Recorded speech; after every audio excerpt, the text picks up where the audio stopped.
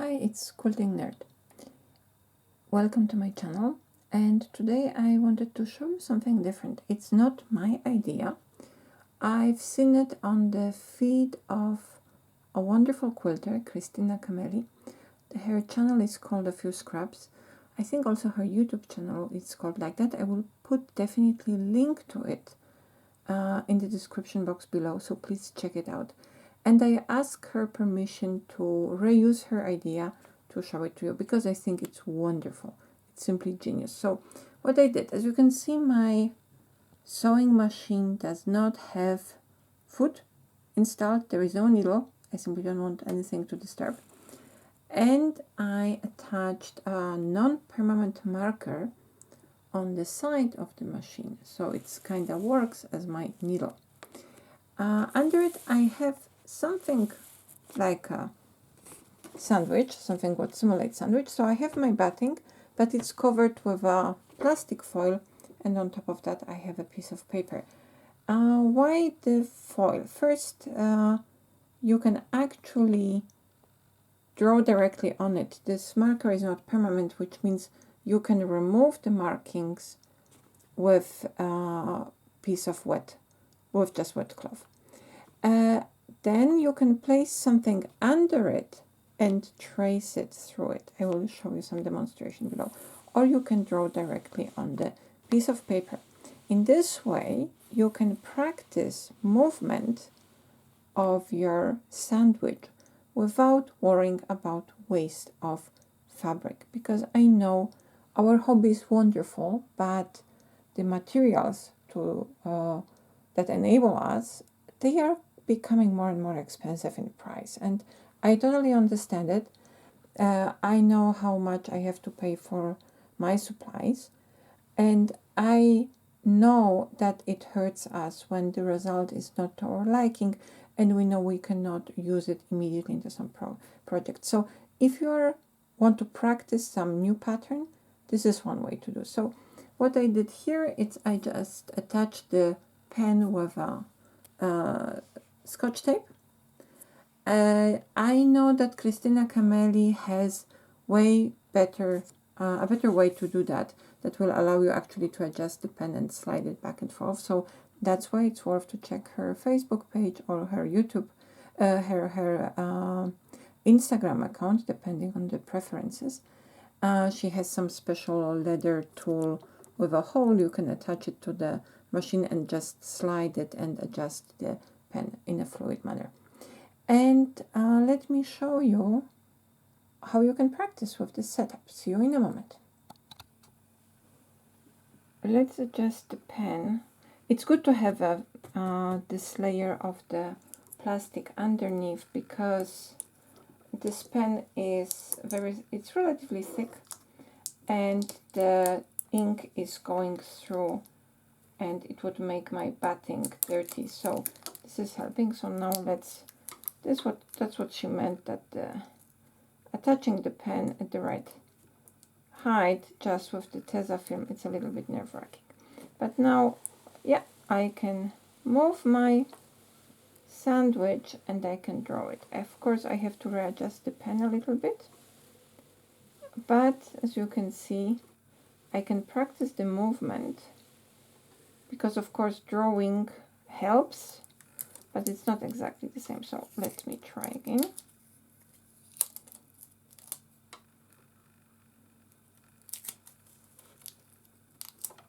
I will have to get it different. I don't know where was this trick when I was starting. So what I will do right now is I will actually wrap the tape around .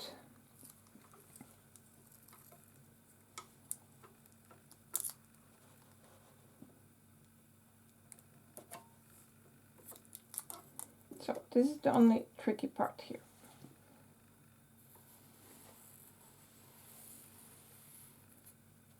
So this is almost good. I just have to put one piece of tape more.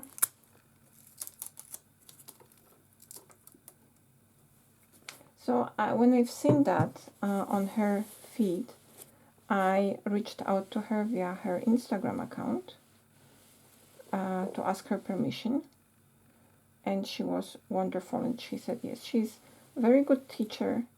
I actually learned a lot from her books as well. And as you can see, this is actually working quite well once you will adjust the height of the pen. And then we can practice the shapes. When I don't need it, then it's working. So let me put just the paper a bit. I can practice my swirls. I can practice the movement. I can check which part is here the best to... I don't understand why it's that.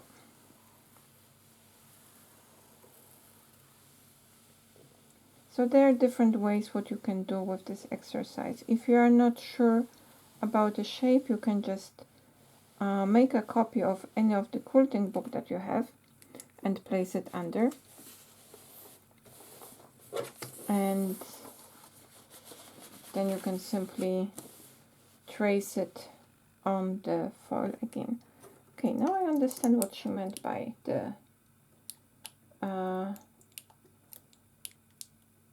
a little bit problematic way of adjusting the pen height.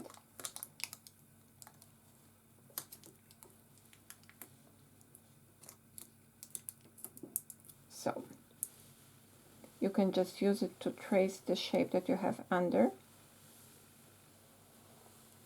and in this way you can learn it. Of course, it is not 100% the same because there is no resistance coming from the machine quilting, but the point is that in this way you can reuse the plastic sheet over and over again, and you don't have to waste the material. So let's see if we can quilt, for example, a feather like that. We can practice the movement. So let's make a swirl. Let's try to trace back.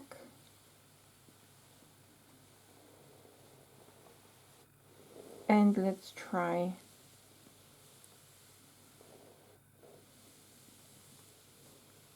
so I would recommend to have at least the batting layer under, because you need this feeling of resistance as you move the weight of your sandwich under.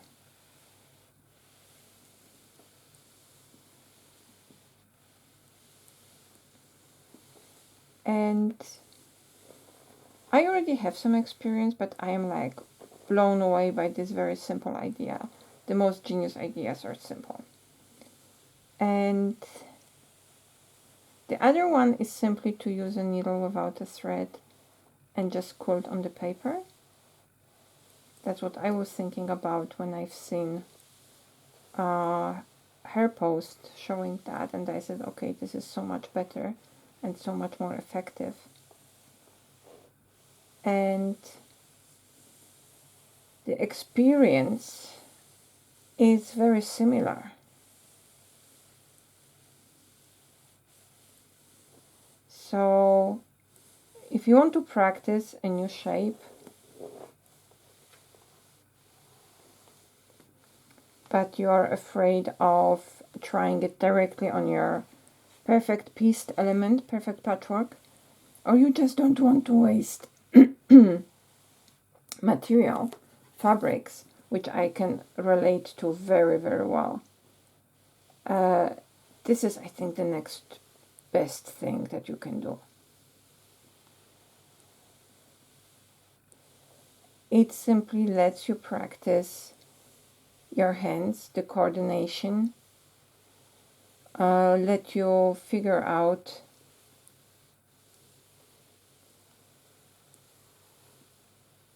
how to move your sandwich under. Of course, the stability of the pen has to be ensured because mine is a little bit wobbly. And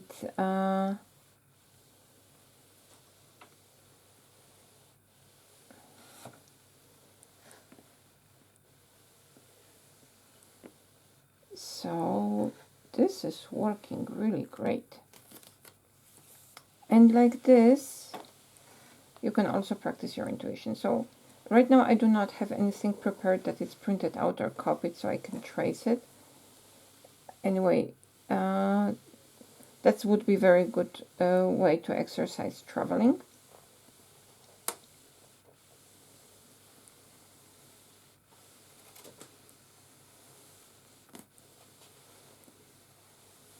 I think I will try that with next time I'm giving a class on free motion quilting, especially for beginners.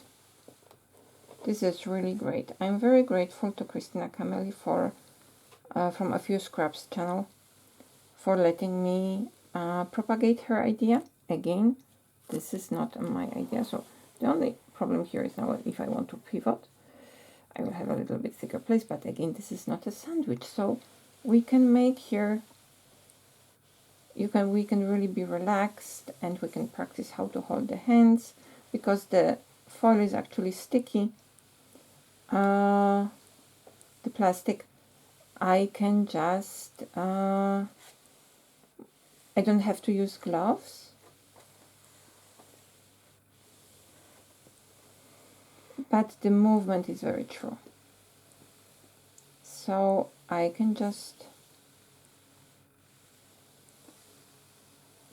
try and practice without being afraid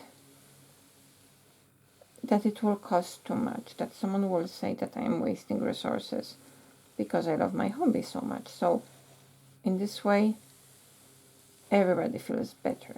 It's wonderful. It is very near to the real experience, much closer than drawing. Drawing and doodling on the paper with your hands is already very good, because it helps you to understand the pattern. If you can, please still do that in your free time.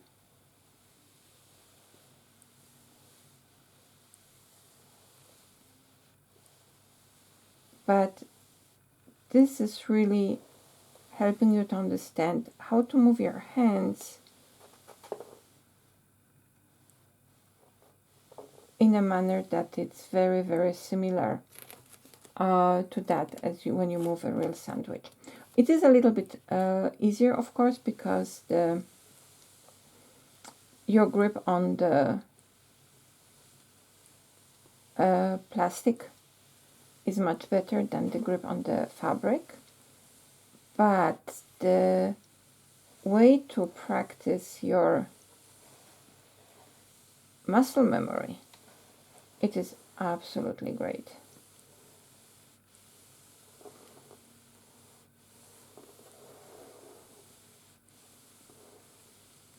I love it. I was already a big fan of Christina Cameli before, but now it's simply, I am in awe that she had this simple idea, that it's simply wonderful. And she had it already since long time. She kind of warmed it up again, and I'm very grateful to her for that. I can only recommend her books. I think she has 3 in between. I can recommend her videos. She always makes the impression of incredibly warm and kind person. And she's really good teacher, very patient, very understanding. And she also likes this very nice, organic, texture-rich kind of quilting that I also prefer.